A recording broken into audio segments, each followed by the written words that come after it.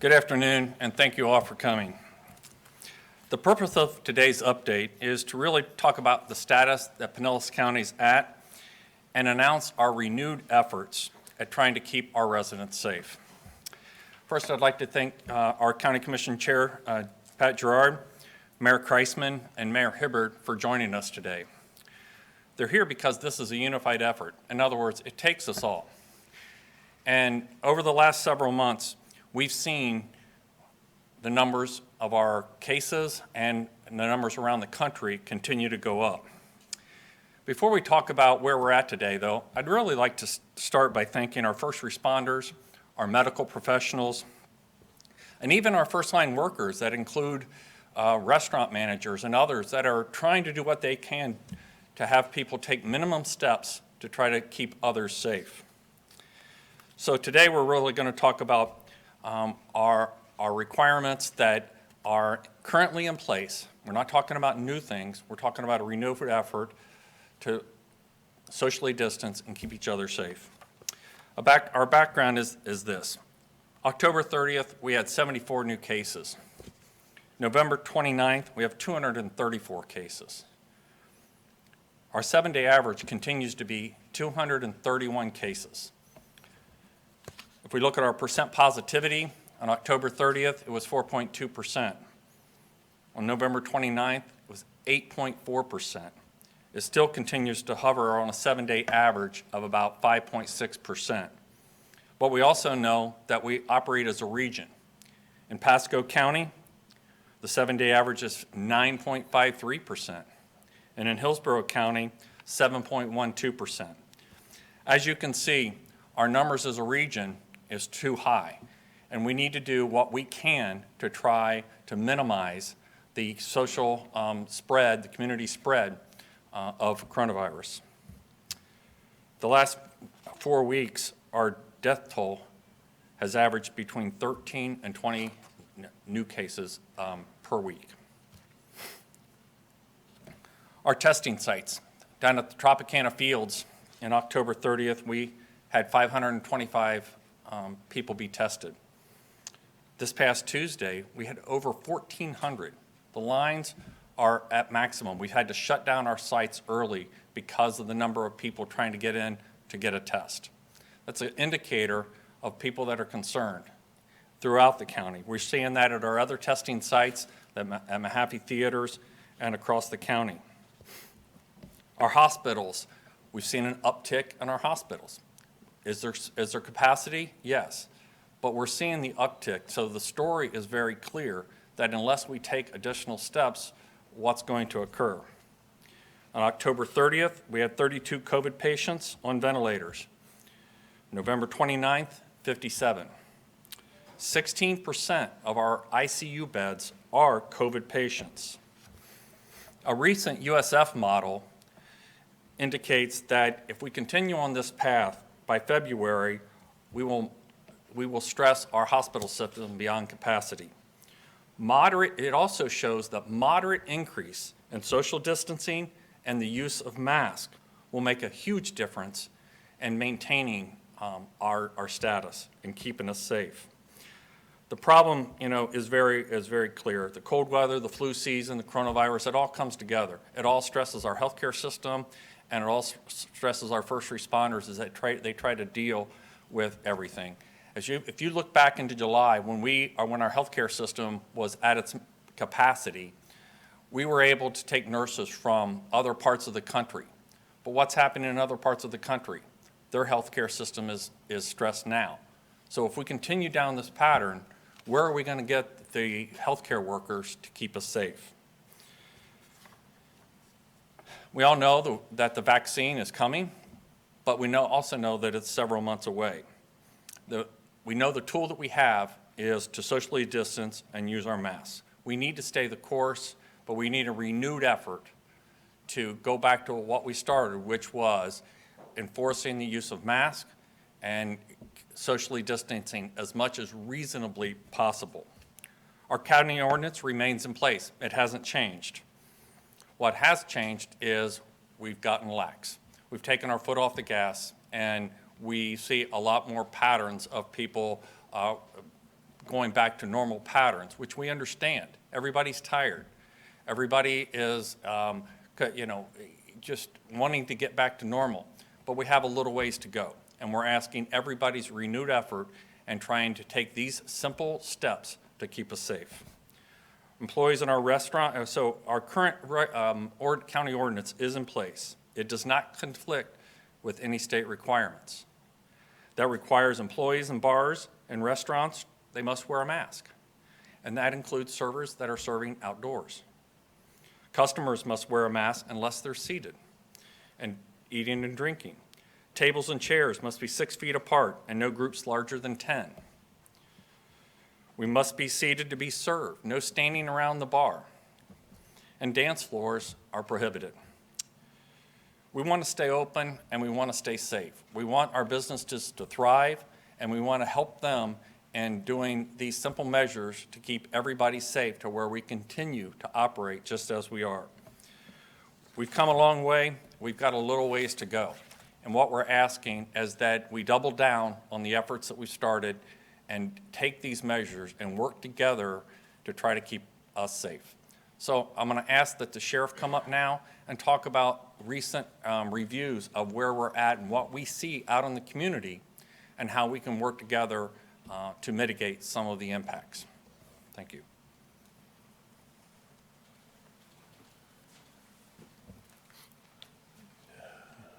Thanks, Barry. Good afternoon, everybody. I guess the sum of what we're asking is we're asking you, we're asking the public to help us, help all of you. Because as the county administrator said, we have a problem. And this is not a solution looking for a problem. It's a real and present problem. And it is something that we are very concerned about because of the numbers, because of the trends. I can tell you from somebody that's had COVID is that it's not fun. It's not the flu. It's very serious. It's very dangerous. And there's a lot of vulnerable people out there that are really at risk if we don't tighten this up and we don't take this to the finish line. As the administrator said, we're close, but we're not there. And we understand that people are exhausted, people are tired, that businesses need to thrive. But if we don't change the course, we will end up in a bad place. And there are very simple things that we can do, that we have to do. And what people need to understand, that these things are required by law. Wearing a mask is not fun, but the alternative is worse. Being able to go into a restaurant and stand around and converse, have a conversation, the way we used to do it, it's fun. Now we need to do it differently. And so as we were figuring this out about why we were slipping, why we're seeing the increase in the daily positivities, why we're seeing the increase in the daily numbers, we started looking at where do we think that the problem is? Where do we think one of the major problems is? And it raised questions. And one of the things that we looked at, and one of the areas, if you will, that came to light was the bars and the restaurants. So we decided to figure out, is this anecdotal? Is there evidence of it? Is this really where one of the big drivers of it is? And so during a 3-day period of November 13th through November 15th, so a Friday to a Sunday, we had deputies throughout the county, from the Pasco County line to the Skyway Bridge and from the Gulf to the Bay, go into close to 2,800 bars and restaurants in Pinellas County. Some they went into multiple times where we saw a problem, just to make sure that it wasn't a one-off, to make sure that there were issues or problems in those individual establishments. And what we found during that 3-day period, and it was Friday night, Saturday during the day, Saturday night, Sunday. So this is, again, it's not anecdotal, it's not a one-off, it's making sure that the data establishes whether we had a problem. And we do, because 40% of the bars and 8% of the restaurants were not in compliance. The predominant violations of the county ordinance that we saw were staff not wearing face coverings, not appropriate social distancing, and patrons not wearing face coverings. Some of this, and this is one of the reasons why we're here today, might be caused by a misunderstanding and what some people see as some conflicts between information they've been getting publicly and what is in the ordinance. And we want to eliminate this confusion. We want to educate. And again, we're asking for people to help us help you. We have no interest, I have no interest, in issuing ordinance violations or going down an enforcement route. And that is probably something that needs clarification. There are a lot of people that are under the impression that the county ordinance doesn't have any teeth because Governor DeSantis issued an order that said fines and penalties are suspended, but there's a rest of the sentence. Fines and penalties are suspended for individuals. Fines and penalties are not suspended for businesses. So if we have to go down that path, we can. We don't want to. We need the businesses, again, to help us help you, to help the community. So we're asking for the business owners, especially the bar and the restaurant owners, to step up. And I have some photographs that are examples of what we saw, and we hope by using these examples that will illustrate it for people as to what is the right thing and where we see the problems and where we see the non-compliance. And again, this is during that 3-day period when we had detectives and deputies that were in these bars and restaurants throughout the county. This is an example of a compliant business. It's a Chili's on East Bay Drive in Largo. And you can see where people are seated at the table. They're not seated, not standing at the bar, and they are appropriately socially distanced. So the next one that we have here is, again, showing a compliant business, and this is up in Dunedin. It's on Skinner Boulevard. It's a barbecue restaurant, and you can see how people are standing in line, but they are 6 feet apart, and they are practicing the appropriate best practices and compliance with the ordinance. Now we get into the next one, and in this one, this is Middle Grounds Grill, and as you can see here, the problem here is that you have all these people seated at the bar. All these people didn't come in one group. So if they came in one group and you have 2 or 3 people, they can be seated at the bar as a group of 2 or 3 people, but they need to be 6 feet apart from the group that they didn't come with or the individuals they didn't come with, and that's not what's happening here. And you have people that are standing at the bar. So this is where it is not appropriate social distancing with best practices and what the ordinance requires. So you got too many people, they're too close together, and they're standing for service, which is what you can't do. The next one is another example of a violation. And this is at Stroker Sports Bar up in Palm Harbor. Again, you can see that you have people that are too close together, and you have a whole bunch of people that are standing at the bar. So again, this is non-compliance. And again, I'm using these as examples with the hope that it'll help people gain an understanding of what we're seeing, where the problems are, and where we're not seeing the compliance. This is Snapper's Grill and Comedy Club on US 19.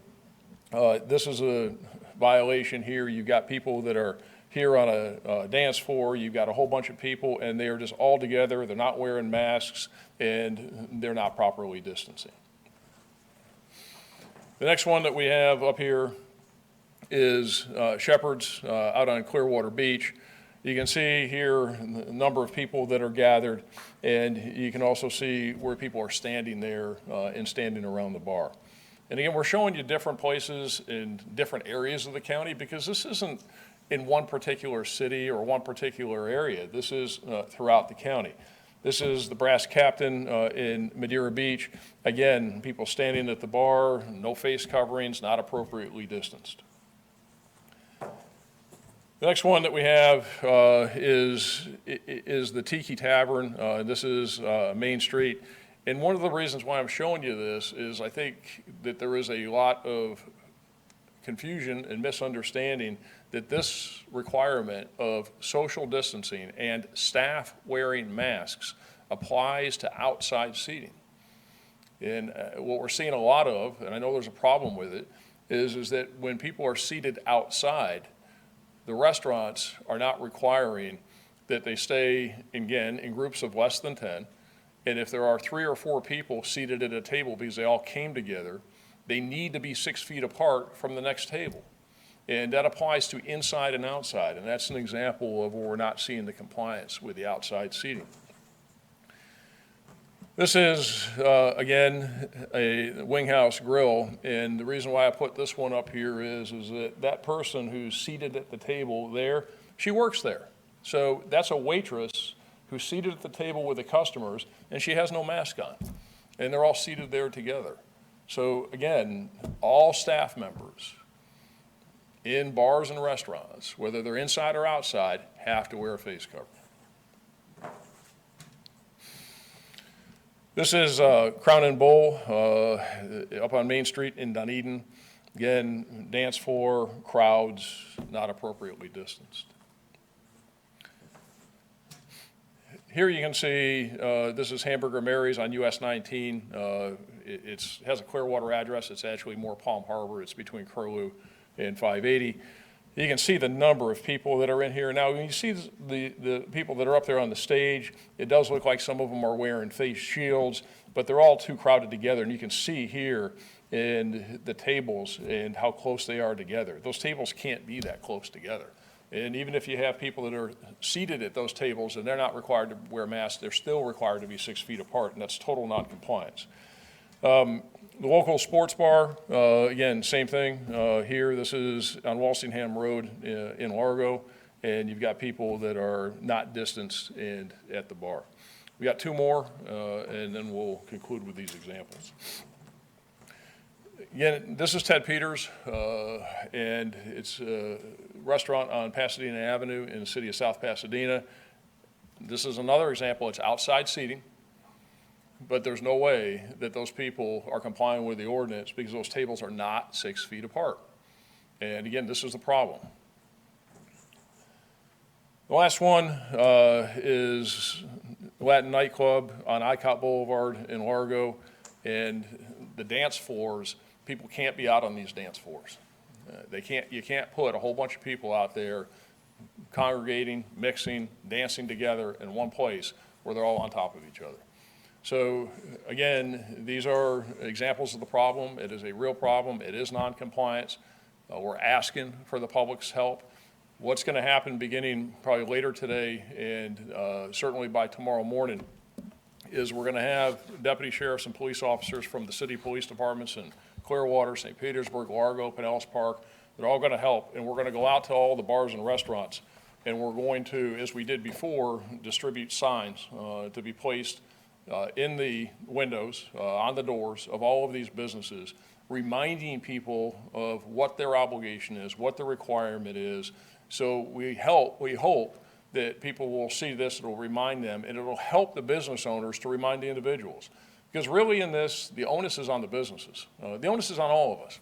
But the businesses really have a choice. They can allow it or not allow it, and we're asking them not to allow it and require that people adhere to the county ordinance, and we don't have to get to a point where we even have to have any discussion about enforcement. But I'm going to tell you that if we find some businesses that aren't trying to do the right thing, they're just ignoring it, they're just defiant, and they're just saying, the heck with it, I'm not going to do it, I don't care, is that then they're going to force us. And if they force us to do it, then we'll start taking action because we can't keep going down this path. I don't want to get back to where we were in June where we saw 15, 16% positivity, where the healthcare system was overloaded. And we're really trying to be preemptive and proactive, and I say it for the 10th time, asking people for help. So please help us. Don't put us in a situation where we have to consider any additional action. Don't let this happen. And I can tell you that after we distribute these signs and after we engage in the education campaign and this new and renewed ask, is that we're going back out again. And we're going to do these checks again at these businesses throughout Pinellas County, from tip to tip and end to end. And we're going to see where we have a problem. We're going to have a conversation with those that are not in compliance. And if they don't get in compliance, then we'll consider where we go from there. So again, really ask for everybody's help, everybody's cooperation in this. It's a big deal, and we want to make sure that we can take this to the finish line with minimal impact on our community. So I'll turn it back over to the county administrator. I'm not sure if the commissioner or the mayors are going to speak, or we're going to take questions. Just let anybody ask any questions that you have of us or our mayors and county board chair. I have a question for the sheriff. I know you said you don't want to go down the enforcement route, but can you just confirm for us, have Has law enforcement issued any citations or made any arrests for violations of the ordinance yet? No, there have been some, as I understand, and there have been some ordinance violations issued in St. Petersburg. Perhaps Mayor Kreisman can speak to that. They've had some businesses. We have not, and I do want to mention this, is we've had, this is an example of where it can be done. We've had really great compliance from the business community at large, the retail stores, the box stores, and businesses. Where we're seeing the problem again is in the bars and the restaurants. You don't see us focusing here on these other businesses. So we have not had to issue those ordinance violations. We've had to do some nudging and some reminding and some asking, and people have gotten on board. But again, we're seeing this problem now. So we have not, but if we have to, we will. But I know that there has been some enforcement out of necessity in the city of St. Pete, and those are the only ones that I'm aware of.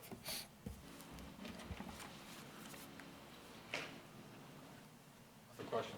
So if the problem doesn't improve and you continue to see repeated violations, what will the enforcement look like? Well, look, if you look at the county ordinance, is that, well, we have a couple of options. One is that the first time is a $100 fine, then it's $250, the third is $500. And if we have to keep issuing ordinance violations to these businesses, then those fines are going to rack up. We also have, under the ordinance, we have the authority, we have the ability to go to court and to seek an injunction to enforce the ordinance. And then that gives the courts tremendous powers and through contempt authority to enforce it. And if people don't get in line with the court's injunction, then they could be in contempt and they could face a whole other series of penalties. Now, technically, it also falls under Chapter 252, which provides criminal penalties. Technically, you could also criminally charge a business. And the reason why I say all that is because the governor has acted, and we have to respect the governor's order, and he has suspended all fines and penalties for individuals, but not for businesses. So again, the consequences here could be anything from civil penalties to us seeking injunctive relief and an order from the court to potentially seeking a criminal charge against the business entity itself. But I'm answering that because you asked the question. I don't want to go there. I really hope we don't even have to have any more discussion about that. Just everybody do the right thing, get behind this, and help all of us get this to where it needs to be.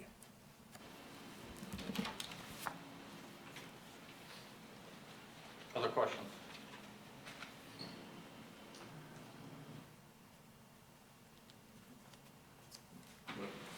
Everybody have anything else? We're good? Anything else? All right, thank you all for coming. All right, so what we're going to do now is transition this, and take these boards down. We're going to transition this.